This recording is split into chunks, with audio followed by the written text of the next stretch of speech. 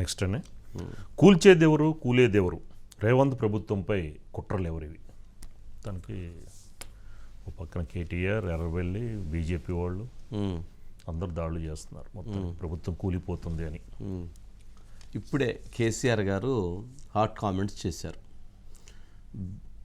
కాంగ్రెస్ పార్టీలోకి వెళ్ళినటువంటి ఒక బీఆర్ఎస్ పార్టీ లీడర్ ఫోన్ చేసి 20 మంది ఎమ్మెల్యేలను తీసుకొని వస్తాను అని చెప్పి కేసీఆర్ గారిని అడిగారట.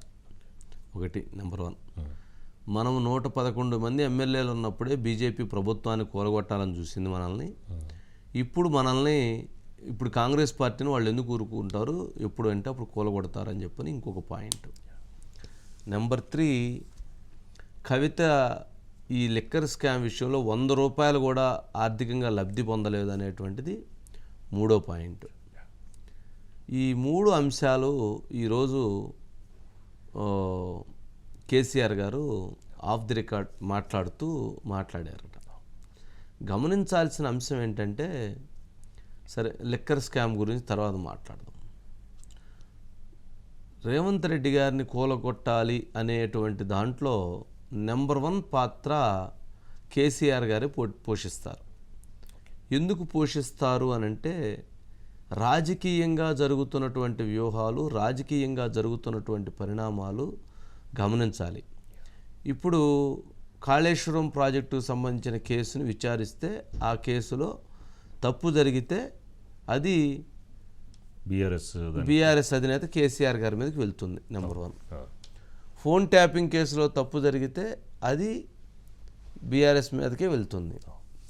ఇలాంటి ఇక గొర్రెల స్కామో లేకపోతే ఇంకోటి చాలా వస్తున్నాయి, ఒకటి కాదు. సరే, వీటిల్లో ఏది జరిగినా కానీ అవన్నీ కూడా కేసీఆర్ గారికి, బీఆర్ఎస్ పార్టీ ప్రభుత్వానికే జరుగుతుంది. ఇంకొకటి, బీఆర్ఎస్ పార్టీ ఈ 10 సంవత్సరాలు వ్యవహరించినటువంటి వైఖరితో చాలామంది బీఆర్ఎస్ పార్టీని వీడి ఇక బీఆర్ఎస్కు భవిష్యత్తు లేదనేటువంటి ఉద్దేశంతో వాళ్ళు కాంగ్రెస్ వైపు, బీజేపీ వైపు ప్రయాణం చేస్తూ ఉన్నారు. ఇవన్నీ జరుగుతున్న నష్టం ఎవరికి? కేసీఆర్ గారికి. అందుకని కేసీఆర్ గారు ఏం కోరుకుంటున్నారు? రేవంత్ రెడ్డి గారు ఉండకూడదు ముఖ్యమంత్రిగా, లేక ఆ ప్రభుత్వాన్ని కూల్చి వాళ్ళ దగ్గర ఉన్న 39 మందితో వాళ్ళకి ఏదైనా సెట్ చేసి చెయ్యాలి. దీనికోసం బీజేపీకి కావాల్సినటువంటి అవసరాన్ని, సహకారాన్ని అందించడానికి సిద్ధం. ఏదైనా కానీ ముందు వాళ్ళు సేఫ్ గార్డ్ అవ్వాలి. ఎవరు? బీఆర్ఎస్. అందుకోసం వాళ్ళు ఇచ్చేస్తుంటూ ఉంటారు. అయితే దీంట్లో కేటీఆర్ గారికి, కేసీఆర్ గారికి మధ్య ఒక యుద్ధం జరిగింది.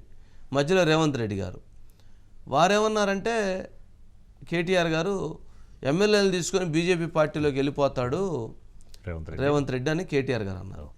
కేసీఆర్ గారు ఏమన్నారంటే, ఆ రేవంత్ రెడ్డి బీజేపీలోకి వెళ్ళడు, కాంగ్రెస్లో ఉంటాడు, ఆయన్ని ప్రభుత్వాన్ని కూల్చేసి వీళ్ళే ఇంకోటి చేస్తారని చెప్పని ఆయన అన్నారు.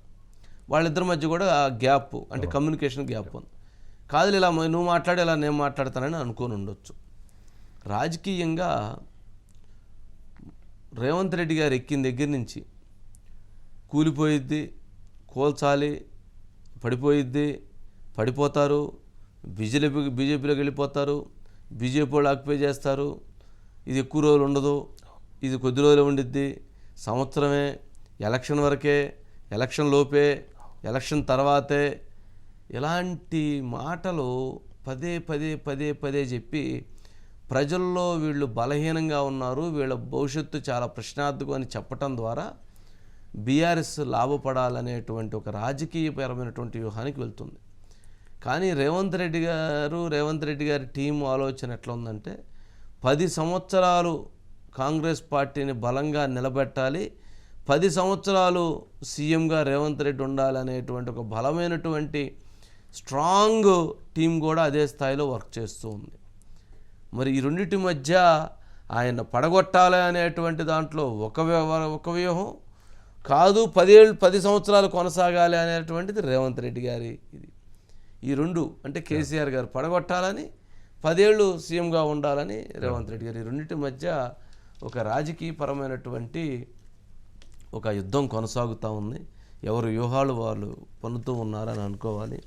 సరే, ఇది ఇంతవరకు కేసీఆర్ గారి సబ్జెక్టు, రేవంత్ రెడ్డి గారి సబ్జెక్టు.